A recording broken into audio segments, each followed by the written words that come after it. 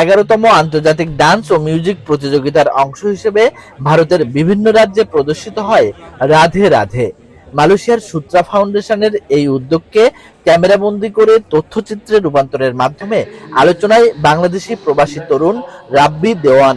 ভারতের শাস্ত্রীয় নাচের উপর নির্মিত এই তথ্যচিত্রের মাধ্যমে হাজার বছরের পুরাতন সংস্কৃতিকে তুলে ধরা হয়েছে। যখনই আপনি স্বপ্ন ছাইড়া দিবেন, স্বপ্ন আপনার কাছ থেকে অনেক দূরে চলে যাবে। কিন্তু আপনি যদি স্বপ্নের ভালোবাসা ধরে রাখতে পারেন, আপনি সবসময় স্বপ্নের আশেপাশে থাকবেন, বাট সবসময় কিন্তু অ্যাচিভমেন্ট হবে তা না। রাজধানী কুয়ালালামপুর, সেরেমবান সহ বিভিন্ন থিয়েটারে নিয়মিতই চলছে রাব্বির নির্মিত এই ডকুমেন্টারি ফিল্ম। আর হলভর্তি দর্শকের প্রশংসায় ভাসছেন বাংলাদেশি এ তরুণ।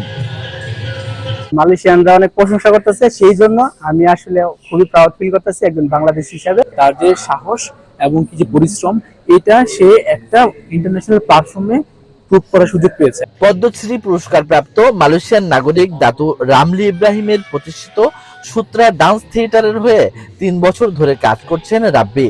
তবে অসাধারণ ভিডিওগ্রাফি ও সম্পাদনায় নির্মিত তথ্যচিত্রের জন্য পুরো কৃতিত্ব বাংলাদেশের রাব্বিকেই দিলেন দাতুক রামলি। এ ধরনের ফিল্ম নিয়ে কাজ করা রাব্বির জন্য সঠিক সময়। সে এটি করছে এবং এটি ফুটিয়ে তুলতে পারছে ভালোভাবেই। সে একজন তুখোড় ভিডিওগ্রাফার। আমি মনে করি এটি তার শুরু মাত্র।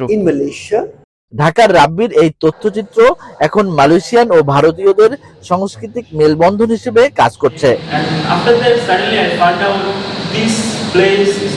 Mustafa Imran Raju, 71, Kuala Lumpur, Malaysia.